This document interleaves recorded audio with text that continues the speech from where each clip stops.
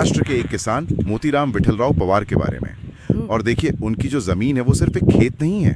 नहीं, बिल्कुल नहीं। वो भविष्य की खेती का एक जीता जागता मॉडल है, कह सकते हैं। हाँ, और हमारी आज की पड़ताल का मकसद सिर्फ ये देखना नहीं कि वो क्या उगाते हैं, बिल्कुल, बल्कि ये समझना है कि वो इसे कैसे करते हैं। क्योंकि असली कहानी वो वहीं छिपी है। स्रोतों से जो तस्वीर उभरती है वो किसी आम खेत की है ही नहीं। तो चलिए इस कहानी को शुरू से शुरू करते हैं। कल्पना कीजिए, धूप में नहाया हुआ एक बाग, और वहाँ खुद मोतीराम विठलराव पवार चल रहे हैं, आत्मविश्वास से भरे हुए।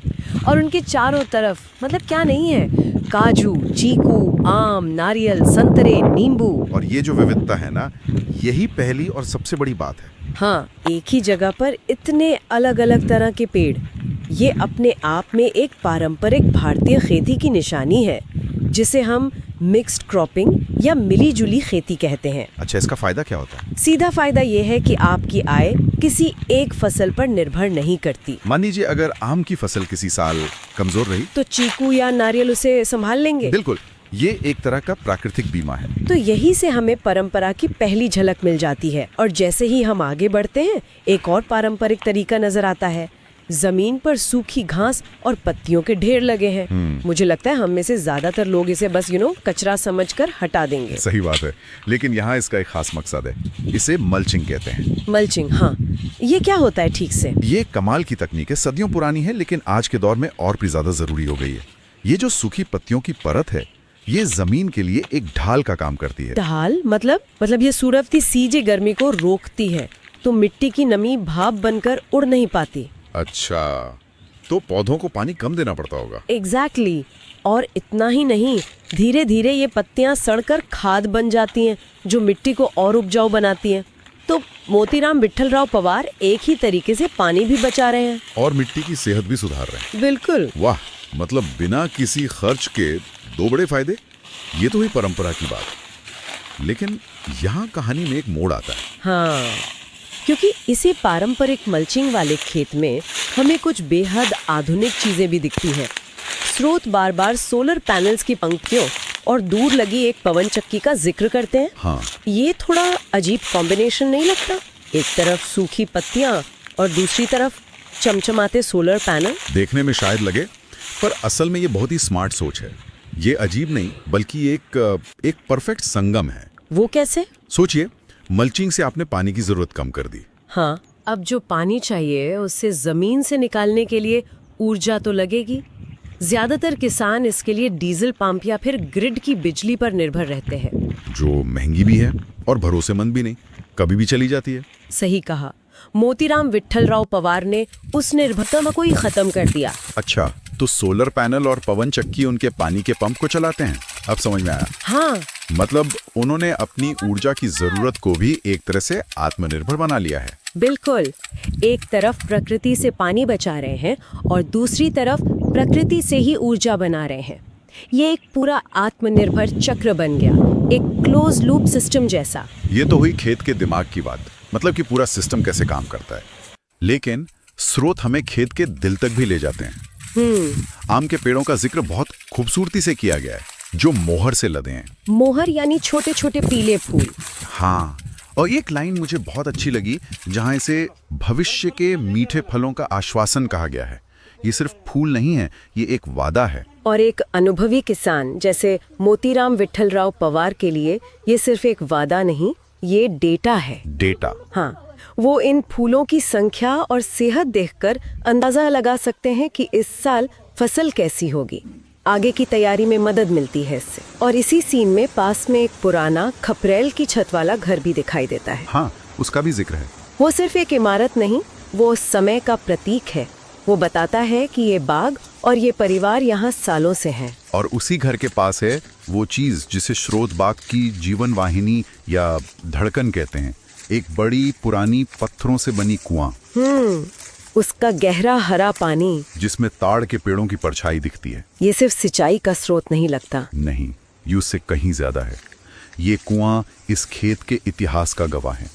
लेकिन यहाँ एक जरूरी सवाल भी उठता है। क्या आज जब क्लाइमेट चेंज की वजह से बारिश का पैटर्न बदल रहा है, तो क्या सिर्फ ऐसी पारंपरिक कुओं पर निर्भर रहा जा सकता है? सही सवाल है। तो क्या सोलर पंप का इस्तेमाल इसी कुएं के पानी को ज्यादा कुशलता से इस्तेमाल करने के लिए हो रहा है? बहुत हद तक यही लगता है। हो सकता है कि वो सोलर पंप से ड्रिप इरिगेशन सिस्टम चलाते हो, जिसमें पानी सीधा पौधों की जड़ों तक पहुंचता है और बर्बादी न के बराबर होती है। तो यहाँ भी वही पैटर्न है, परंपरा यानी कुआं को तकनीक यानी सोलर पंप और ड्रिप इरिगेशन से भविष्य के लिए तैयार करना। वाह, मतलब मोतीराम विठलराव पवार सिर्फ पानी नहीं निकाल रहे, वो पानी की हर बूंद की कीमत समझ रहे हैं। बिल्कुल। और उनका सफर यहाँ खत्म नहीं होता। स्रोत बताते हैं कि वो बाग के एक नए हिस्से की ओर बढ़ते हैं। हाँ, जहाँ का नजारा अलग है। लाल मिट्टी के ढेर हैं और छोटे छोटे नए पौधे लगाए जा रहे हैं। ये दिखाता है कि वो सिर्फ मौजूदा बाग को संभाल नहीं रहे, वो उसका विस्तार भी कर रहे हैं। हाँ, ये भविष्य में निवेश है और ये बहुत कुछ कहता है। जब एक किसान नए पेड़ लगाता है तो वो अगले 1-2 साल के बारे में नहीं सोच रहा होता, वो तो अगली पीढ़ी के बारे में सोच रहे हैं। बिल्कुल, वो अगले 10, 20, 50 सालों के बारे में सोच रहा है। ये एक विरासत का निर्माण है। हो सकता है मोतीराम विठलराव पवार यहाँ कोई नई किस्म के फल लगा रहे हो, या कोई ऐसी किस्म जो सूखे को बेहतर झेल सके। कुछ भी हो सकता है। और स्रोत इस सीन को और शक्तिशाली बनाते हैं जब वो बताते हैं कि बैकग्राउंड में वो पवन चक्की लगातार घूम रही है। हाँ, ये बहुत जरूरी डिटेल है। मतलब ये नया विस्तार भी उसी आत्मनिर्भर और टिकाऊ ऊर्जा के मॉडल पर आधारित है। यही तो दूरदर्शिता है।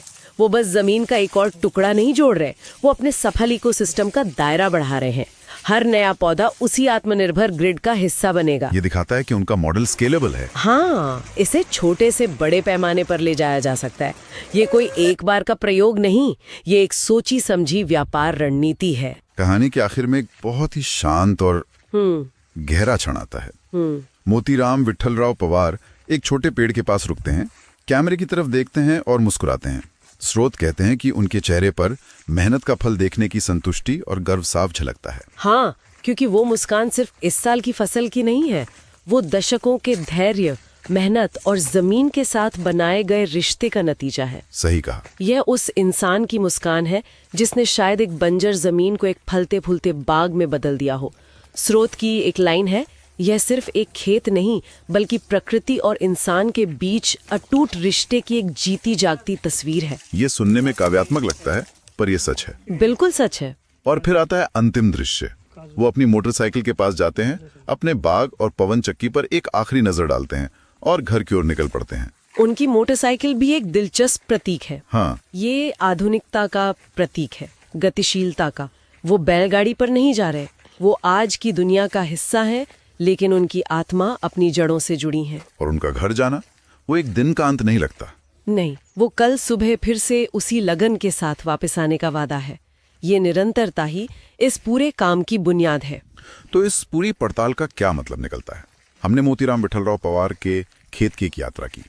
हमने देखा कि कैसे मल्चिंग जैसी सदियों पुरानी तकनीक और सोलर पैनल जैसी भविष्य की तकनीक एक साथ एक ही जमीन पर काम कर सकती हैं। और हमने ये भी देखा कि ये सिर्फ टुकड़ों को जोड़ना नहीं है, ये एक ऐसा सिस्टम बनाना है जहां हर हिस्सा दूसरे को मजबूत करे।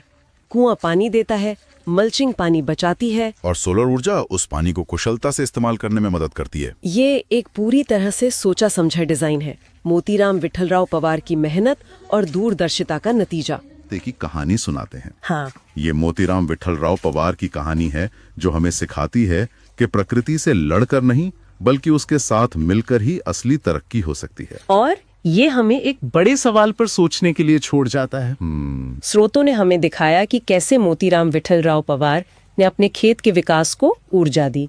यह हमें सोचने पर मजबूर करता है, क्या खेती का भविष्य सिर्फ इस पर निर्भर करता है कि हम क्या उगाते हैं, या इस पर भी कि हम उस विकास को ऊर्जा कैसे देते हैं। हाँ, हम अक्सर बेहतर बीज और खाद की बात करते हैं, लेकिन उस पूरी प्रक्रिया को चलाने वाली ऊर्जा के बारे में कम सोचते हैं। सही बात है। दुनिया भर के खेतों में प्रौद्योगिकी और परंपरा के बीच ऐसे और कितने अनदेखे संबंध विकसित होने की प्रतीक्षा कर रहे हैं जो खेती की पूरी तस्वीर बदल सकते हैं।